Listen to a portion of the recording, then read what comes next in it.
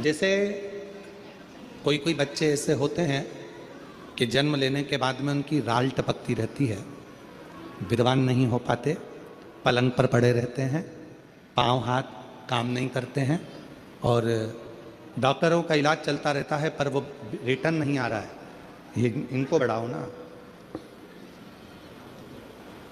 बच्चों की मुख से राल टपकती रहती है, विद्वत्ता नहीं रहती, माइंड थोड़ा सा कमज़ोर होता है और शरीर भी उनका थोड़ा शिथिल रहता है। शरीर तो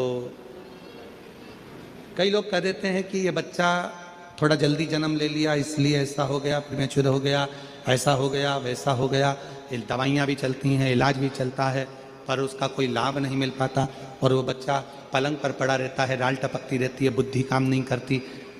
छोटे छोटे भले वो 20 साल का हो गया पर 8-10 साल के बच्चों जैसी उसमें विवेकता होती है, बुद्धि होती है। मेरा निवेदन है उन माताओं से, थोड़ी मेहनत आपको करना पड़ेगी उस बच्चे के लिए। अष्टमी, नवमी और चतुर्दशी 3 तिथियां पकड़ कर रखना। कौन कौन सी?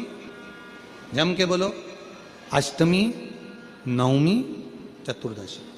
ये 3 तिथियां ऐसी हैं, चतुर्दशी अमावस्या की भी और चतुर्दशी पूर्णिमा की।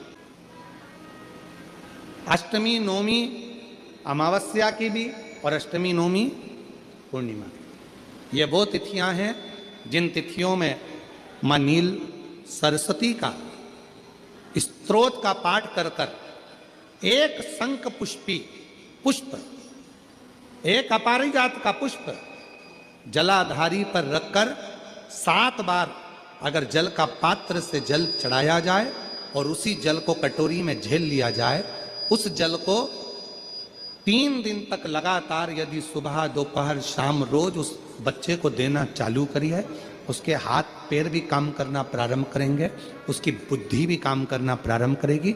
जो वो पलंग पर पड़े पड़े राल टपकाता रहता है, उसको लोग कहते हैं कि 18 साल का हो गया और दिमाग केवल 10 साल का है, 5 साल का है, उसमें धीरे धीरे बुद्धि प्रबल होना प्रारंभ हो जाएगी और वो भी एक दिन कार्य करना प्रारंभ करेगा।